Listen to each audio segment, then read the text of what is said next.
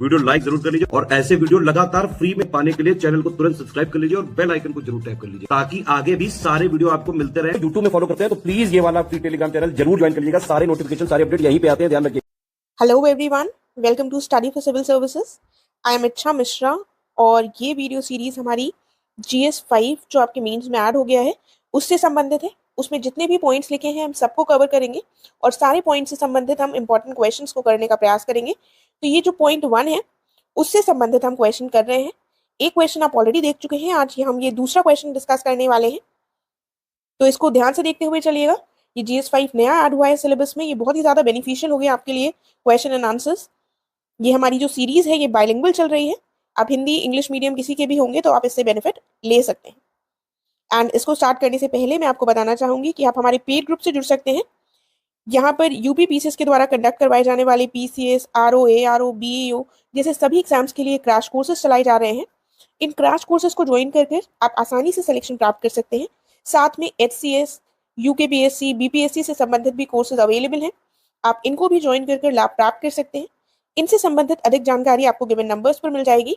साथ में अगर आपने अभी तक हमारे फ्री टेलीग्राम चैनल को नहीं ज्वाइन किया है तो इसे जल्द से जल्द ज्वाइन कर लीजिएगा, क्योंकि इसको ज्वाइन करने से आपको चैनल से संबंधित सभी अपडेट्स आसानी से अवेलेबल होंगे। तो आइए अब हम देखते हैं अपना आज का क्वेश्चन। जो हमारा टॉपिक है, पॉइंट 1 है जो हमारे सिलेबस का, वो क्या है? वो है history, civilization, culture and ancient cities of UP. Uttar Pradesh का इतिहास, सभ्यता, संस्कृति और प्राचीन शहर। तो एक क्वेश्चन हम इसका देख चुके हैं कल, आज हम दूसरा क्वेश्चन देख रहे हैं। क्वेश्चन है throw light on the culture of Uttar Pradesh, यानी कि उत्तर प्रदेश की संस्कृति पर प्रकाश डालिए। देखिए, ऐसे तो आपको पता होगी उत्तर प्रदेश की संस्कृति, लेकिन अगर ऐसा क्वेश्चन आता है हमारे सामने तो उसको हम कैसे डील करेंगे, तो वही देखना है हमको यहाँ पर। तो यहाँ पर आप क्या कर सकते हैं, इंट्रोडक्शन में आप थोड़ा सा उत्तर प्रदेश के बारे में बता सकते हैं। थोड़ा सा इंट्रोड्यूस कीजिए कि उत्तर प्रदेश कहाँ पर लोकेटेड है, कैसा राज्य है। उसके बाद हम बॉडी पार्ट में, मेन बॉडी पार्ट जो हमारा होगा उसमें इसका जो भी कल्चरल एस्पेक्ट है उसको डिटेल से डिस्कस करेंगे। तो उत्तर प्रदेश एक सेंट्रली लोकेटेड स्टेट है नॉर्थ इंडिया में, और ये लार्जेस्ट नॉर्थ इंडियन स्टेट है, जिसका जो क्षेत्र है वो काफी ज्यादा बड़ा है। साथ में ये सबसे ज्यादा आबादी वाला राज्य है। ठीक है, तो इस तरह से हमारा एक अच्छा इंट्रोडक्शन हो सकता है। उसके बाद अब हमें अपनी मेन बॉडी में आना है। लेकिन देखिए, मेन बॉडी में आने से पहले भी मैं थोड़े से पॉइंट्स आपको और बता देती हूँ। यहाँ पर जो हमने पॉइंट्स डिस्कस किए हैं ये आपकी वर्ड लिमिट से काफी ज्यादा जाएंगे, जो हम आगे भी डिस्कस करेंगे। लेकिन आपको जब अपना आंसर लिखना है तो वर्ड लिमिट का खास ख्याल रखना है। तो क्या पॉइंट्स है ये? यहाँ की, ये यह नहीं होगा, ये यहाँ होगा। यहाँ की जो संस्कृति है अपनी विविधता में अद्वितीय है, यूनिक है। और इनफैक्ट हम ये भी कह सकते हैं कि हिंदी, उर्दू, कला, शिल्प, नृत्य, साहित्य, संगीत और कविता राज्य में समाई हुई है। और राज्य के सांस्कृतिक दृष्टिकोण ने भारतीय संस्कृति को काफी हद तक आकार दिया है। काफी हद तक जो भारतीय संस्कृति है वो राज्य से की जो कल्चर रहा है उससे प्रभावित है। और उत्तर प्रदेश को प्रायः क्या कहा जाता है, भारतीय संस्कृति का पालना भी कहा जाता है। तो ये कुछ इंपॉर्टेंट पॉइंट्स हैं, इनको आप अपने इंट्रोडक्शन में ये भी ऐड कर सकते हैं एज एंड व्हेन रिक्वायर्ड। ठीक है, उसके बाद आगे देखते हैं, कुछ और पॉइंट्स हैं। इसकी जो सीमाएं हैं, इसके भीतर एक बहुसांस्कृतिक, बहुजातीय और बहुधार्मिक आबादी निवास करती है, जिसने कई विदेशी और अप्रवासी संस्कृतियों और जातियों को अवशोषित किया है, अपने में मिला लिया है। जैसे कि अफगान, मौर्य, मुगल और ब्रिटिश बाहर से आए, और बंगाली, कश्मीरी, पारसी और पंजाबी भीतर से आए, लेकिन सबने यहाँ पर अपने आप को समाहित पाया, एक साथ मिलजुल कर यहाँ पर रहे। इसके परिणाम स्वरूप ऐसी संस्कृतियों की एक विशाल विविधता का, डाइवर्सिटी का निर्माण हुआ, जो मूल रूप से मिश्रित है। ठीक है, तो ये जितने भी हम चीजें डिस्कस कर रहे हैं पॉइंट्स, आपको पता है GS5 नया ऐड हुआ है, इसीलिए मैं आपको थोड़ी सी एडिशनल इन्फॉर्मेशन भी देने का प्रयास कर रही हूँ। एक ही आंसर के थ्रू हम थोड़ी ज्यादा चीजें अगर देखेंगे तो आपके लिए ये बेनिफिशियल होगा। तो ये पॉइंट्स आपके कहीं और कल्चर के आंसर में भी आप इसको यूज कर सकते हैं।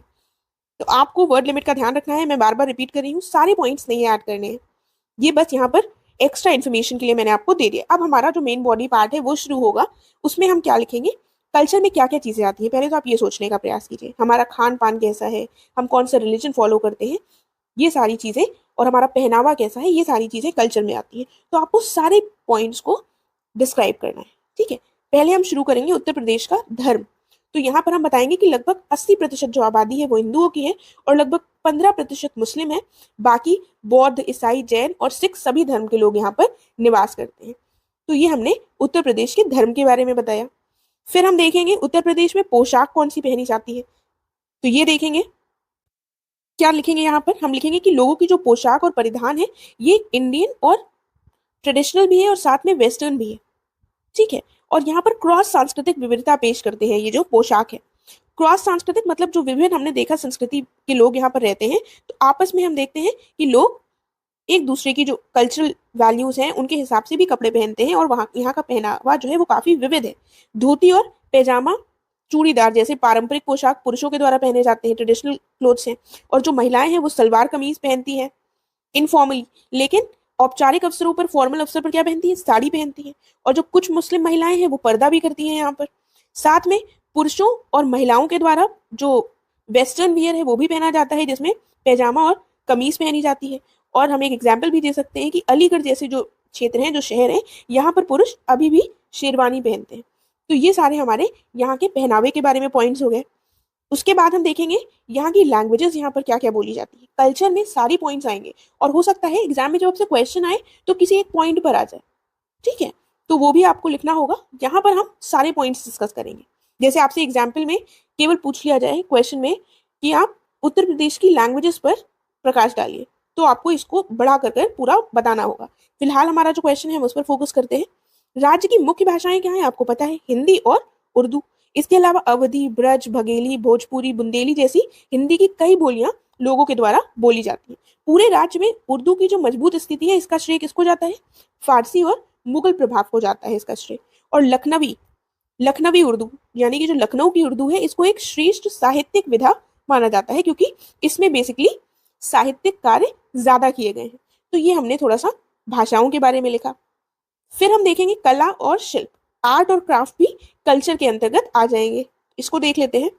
इसमें हम क्या बताएंगे कि जीवंत रूप से समृद्ध कला और शिल्प जो है विरासत उत्तर प्रदेश को परिभाषित करती है, यानी कि हमें यहाँ पर काफी ज्यादा रिच कल्चरल हेरिटेज मिला है जो आर्ट एंड क्राफ्ट से संबंधित है। इसमें पियत्रा ड्यूरो का आपने डेफिनेटली नाम सुना होगा जब आपने मुगल पीरियड के बारे में पढ़ा होगा। तो पियत्रा ड्यूरो जैसी जो शिल्प है, जो आर्किटेक्चर है, इसमें वास्तुकला की भव्यता के मुगल स्टैम्प के अलावा ये काले सेरेमिक मिट्टी के बर्तनों, पीतल की कलाकृतियों, कालीनों, चिकन वर्क, कढ़ाई, कपड़े, धातु, जरी का काम, कांच की कलाकृतियां और प्राच्य सुगंध और इत्र यानी कि परफ्यूम्स और धातु के बर्तन, रेशम के कपड़े, इन सब के लिए प्रसिद्ध है। तो आपको कला और शिल्प में, अब आपको केवल यही तो आंसर नहीं है, आपको कल्चर के अंतर्गत पॉइंट में लिखना है। तो आप सबका एक जिस्ट दे देंगे कि ये चीजों के लिए यहाँ पर पाया जाता है, इन सब चीजों के लिए ये फेमस है। ठीक है, उसके बाद आगे बढ़ेंगे। अब हम खान पान भी हमारा आता है, हमारी क्या क्यूजीन्स हैं उनके बारे में भी लिखेंगे। तो उत्तर प्रदेश संस्कृति और परंपरा के एक लंबे इतिहास के साथ दो सबसे लोकप्रिय व्यंजनों का घर है। एक हो जाता है अवधी क्यूजीन है, एक है मुगलई क्यूजीन। और अवधी में क्या क्या चीजें आती हैं, अवधी बेसिकली जो अवध क्षेत्र है उससे प्रभावित है। इसमें आ जाएगा सीख कबाब, बिरयानी और कोरमा जैसे व्यंजन आ जाएंगे। और मुगलई व्यंजन में क्या आ जाएंगे, मुगलई चिकन, मुगलई बिरयानी, मुगलई पराठा।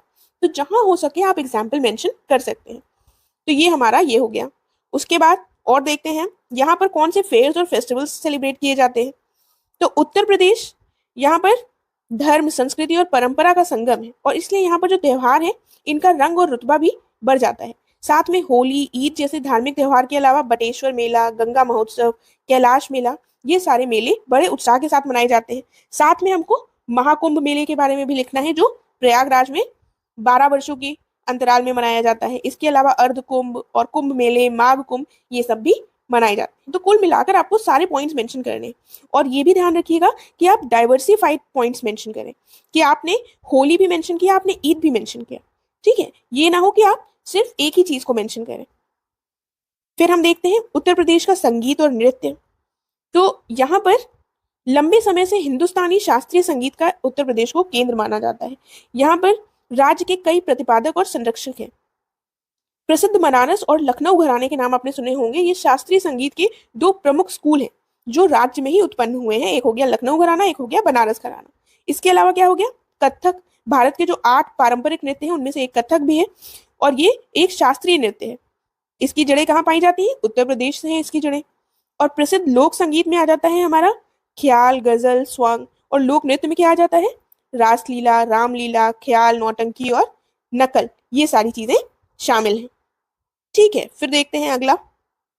उत्तर प्रदेश का साहित्य भी बताना होगा हमें। इसमें क्या क्या आएगा?